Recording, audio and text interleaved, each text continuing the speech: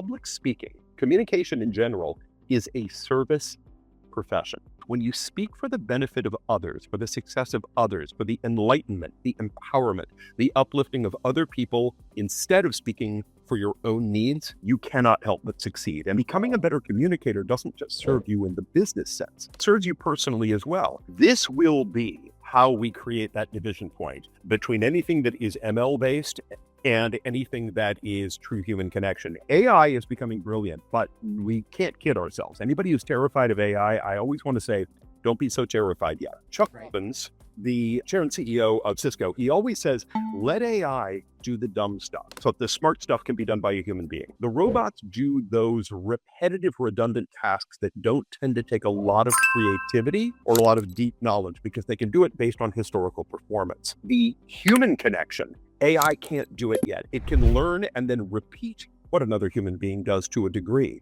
But you can tell when it comes to communication, when somebody is reading a script that was produced by AI, we can see it from a mile and a half away. It's so clear that the human never went back and looked at what the AI created in order to personalize it. So that will create differentiation. You tell a story about meeting a pastor on an airplane. Would love to, share that story with our listeners because it's just so powerful.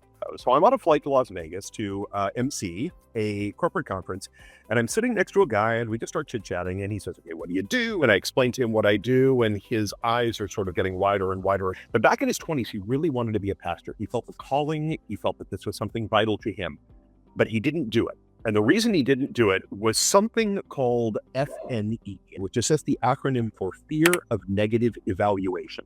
It's a concept that comes out of Frontiers in Human Neuroscience. It's a 2014 study that talked about glossophobia, fear of public speaking.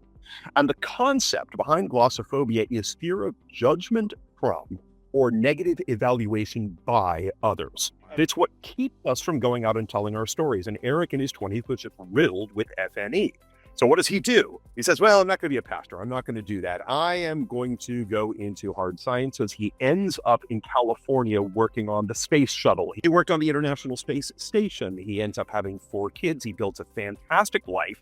And then he's around his mid to late 50s, and he's traveling to Alaska, and he sits next to another pastor, and he tells his story to the pastor, and the guy says, you have to start doing what your initial calling was. You're not serving your heart, and by not serving your heart, you're not serving the hearts of other people. You've got to do what makes most sense to you. And the guy says, fine, I'm going to face my fears. And he goes back home to his church in Southern California, and they say there is this leadership position available, but it requires you working in the Russian area down into the stands in Afghanistan, Pakistan, Tajikistan, Turkmenistan, and he now leads a church that runs through, I think, 34 countries, and all he does is speak. He got over the FNE, and the way that he did that was he started to realize, I keep judging myself for whether or not my story has value to other people. I continue to question whether I'm funny enough, interesting enough, engaging enough, whether my stories have enough meaning. And he said that pastor that I sat next to on the plane is the guy who told me, stop worrying about all of that nonsense. Go and serve other people with your communication. Build other people up. And by doing that, you develop the power of your own personal story. Your story takes on meaning. And I loved it. That's a very long version of my story with Eric, but it was so emotional for me on that hour flight out to Vegas that I thought, thank heavens you did discover the value of your own story. It was always there. You squandered it for 4 decades. Wow. You lost 4 decades of great communication by not trusting yourself. Tell the story that's most meaningful to you. Other people will not only gain value for it, they will be grateful for it. You will make friends as well as acolytes, and you'll lift others up to be able to tell their own stories as well. Fury Hassan runs the Hassan Laboratory at Princeton, and he did a fantastic study on experience-based chemical synchronization, what he called brain coupling. And his talk is called, This Is Your Brain on Communication. It's this idea that we could get others to experience something that we ourselves have experienced based around shared narratives. That there are certain things that all of us as human beings do on a daily basis that create recognizable stories. So what do we all do? We all go grocery shopping. We get into relationships. We experience love. We experience loss. We do our laundry. We clean our house. We drive our vehicle. We have our jobs. We look for a paycheck. All of these things that we all do mean that every time you walk into a room and communicate with somebody else, whether it's one person or a group of 10,000 people in an arena sitting in front of you, you already share lots of things in common with those people that you can build stories around that will bring them to you and you to them and create a level playing field and a playing field of connection. And this is where getting over the FNE, trusting your own personal story, really comes to power, because we always go into it thinking, I've got to prove something. I've got to prove to the people I'm talking to that I'm smarter than they are, that I know more than they do, that I'm funnier, more compelling, more intelligent. No, none of that. You can walk in the room saying, you are all smarter than me. You all know more than I do. Why do I have the microphone? Why is the spotlight on me? Because I want to share what I know and what I believe in hopes of making you better at your job, more successful in front of your leadership, a happier person in general. I want to get you home earlier to your family on a Friday night so you don't have to work every weekend. What can I do to help and support you? That is what gets us past the FNE. And that's exactly what Yuri Hassan was talking about. What do you think are some of the common storytelling mistakes that companies, corporations use? The foundational issue is bottom lines and profits. If you've got to turn quarter over quarter profits and you've got to prove to your board and to shareholders that you're a company of value, everything comes down to the sale. We start looking at human beings as wallets instead of as fellow travelers sitting in front of us, people with their own personal wants, needs, desires, hopes. If we can speak to that, we create long-term growth. If we speak to the sale, we might win an individual contract, but we're not winning any extended relationship beyond that contract. People resort to the sale, A, because they are being forced to by their leadership. All the leadership cares about is numbers, fundamentally. And then B, it's because the easiest thing to trust is a set of metrics and statistics. If you can drop KPIs in front of your audience and you can use that as your talking point, you don't have to do any personal work. You don't have to expose your soft white underbelly to them.